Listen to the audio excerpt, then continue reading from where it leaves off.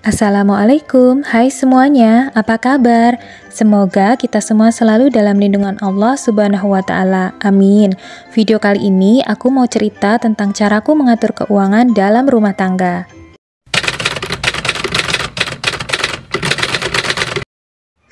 Dalam video ini, aku hanya memberikan gambaran secara garis besar saja dan tidak bisa mencantumkan nominal secara detail. Mohon maaf karena menurutku kondisi keuangan kita adalah rahasia yang tidak seharusnya dipublikasikan. Jadi, video ini dibuat sebagai contoh atau gambaran saja. Semoga Allah menjaga niat hati semata-mata agar video ini bisa bermanfaat dan dijauhkan dari sifat riya. Amin. Pertama-tama aku siapkan alat tulis dan buku catatan khusus untuk budgeting. Ini buku tulis biasa, jadi bisa dibeli di warung atau toko-toko terdekat. Jika ada yang ingin lebih praktis dan punya budgetnya, bisa juga membeli buku khusus budgeting yang sudah banyak dijual di marketplace. Nah, ini contohnya aku pakai jurnal Salihah Planner. Nah, kita juga bisa pakai fitur note atau catatan yang ada di handphone. Kemudian langkah pertama, tulis semua pendapatan. Ini misalkan pendapatan suami, pendapatan istri jika istrinya bekerja, kemudian ada juga pendapatan lain. Nah, pendapatan lain ini kalau teman-teman mau merincinya lagi, bisa banget dirinci menjadi beberapa sumber. Misalnya, jika ada yang punya aset seperti kontrakan rumah atau kos-kosan, ada yang mendapat penghasilan dari endorsement, affiliates, atau bisnis online, dan lain-lain. Kalau mau dirinci lagi, ini boleh banget. Jika tidak ada, bisa dihapus saja. Setelah itu, kemudian kita totalkan. Nah, dengan melakukan pencatatan pendapatan ini, kita jadi sadar berapa sih uang yang sebenarnya kita miliki. Setelah itu, kita akan masuk ke langkah kedua, yaitu membagi ke dalam pos-pos anggaran. Saya membagi menjadi 4 kategori besar, yaitu savings, living, giving, and other atau lainnya.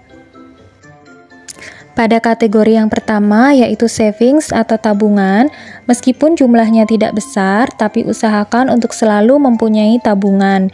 Bisa kita mulai dengan nominal kecil seperti 10.000, 50.000, dan seterusnya.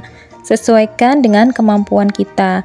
Kategori savings ini masih bisa kita rinci menjadi pos-pos kecil, misalnya tabungan wajib, tabungan pendidikan anak, dana darurat, dan lain-lain. Jika kondisi memang belum memungkinkan, kita bisa satukan saja menjadi kategori tabungan. Mengapa harus menabung di awal? Karena biasanya jika menunggu sisa anggaran, justru biasanya kita akan gagal menabung. Kategori yang kedua yaitu living atau survival. Pada kategori ini pos pengeluarannya lumayan banyak karena mencakup seluruh kebutuhan kita untuk bertahan hidup. Di sini termasuk kewajiban-kewajiban atau hutang yang harus dibayar. Secara rinci ini bisa mencakup seperti membayar KPR atau hutang, bayar kontrakan rumah, sekolah anak, listrik, iuran sampah, belanja bulanan atau groceries, belanja harian atau kebutuhan masak, susu anak, air galon, gas, bensin kendaraan, servis rutin kendaraan, pulsa atau kuota, juga pegangan untuk suami istri dan jajan anak-anak. Jika ada pengeluaran lain yang sifatnya memang untuk menunjang kehidupan sehari-hari, bisa ditambahkan di pos ini juga. Kita masuk ke kategori ketiga, yaitu giving atau memberi. Kategori ini bisa dibagi juga menjadi pos-pos kecil, misalnya anggaran untuk orang tua atau mertua, sedekah, dan lain-lain. Besarnya disesuaikan dengan kemampuan, tidak usah dipaksakan, dan jika belum bisa pun tidak mengapa, yang penting cukupi dulu seluruh kebutuhan utama dari keluarga.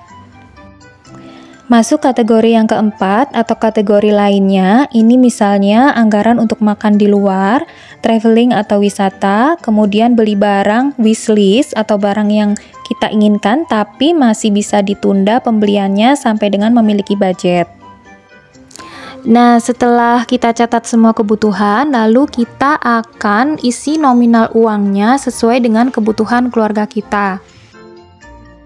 Dengan mengacu pada total pendapatan tadi, kita bagi ke dalam pos-pos anggaran dan usahakan jumlah pengeluaran tidak melebihi jumlah total pendapatan. Jika pendapatan masih terbatas, maka bisa kita pangkas pos-pos yang masih bisa ditunda pengeluarannya. Atau kita bisa memikirkan alternatif cara untuk menambah pendapatan. Nah, aku menambahkan satu hal lagi dalam pembagian uang, yaitu cara pembayaran. Apakah menggunakan metode transfer atau cash?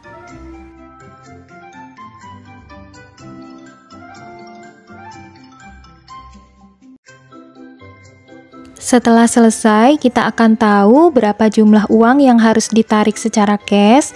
Kemudian kita akan membaginya ke dalam pos-pos anggaran tersebut.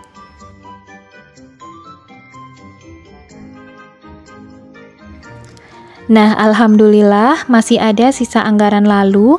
Ini mau aku tarik dan mungkin akan aku masukkan ke dalam sinking funds. Insya Allah kapan-kapan kita bahas tentang sinking funds ya.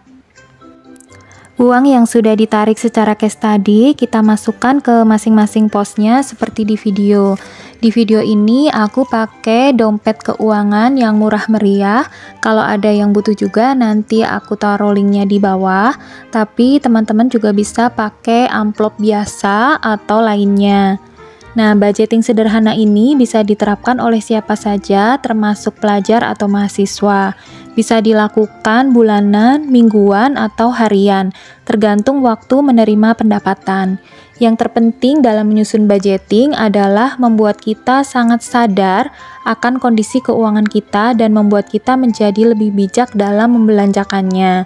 Bisa melatih diri untuk sabar dan menahan diri ketika menginginkan sesuatu sampai kita benar-benar punya uang untuk membeli secara kontan atau lunas. Bagi yang pendapatannya masih belum bisa mencukupi seluruh kebutuhan pokok, semoga Allah Subhanahu wa Ta'ala segera memampukan kita sambil kita terus berusaha dan memantaskan diri. Jangan berkecil hati, tetaplah bersyukur karena rizki dari Allah sangatlah luas, tidak hanya berupa uang saja, tapi bisa dalam wujud kesehatan kita, keluarga yang harmonis, anak-anak yang soleh, tetangga dan teman yang baik, dan lain-lain.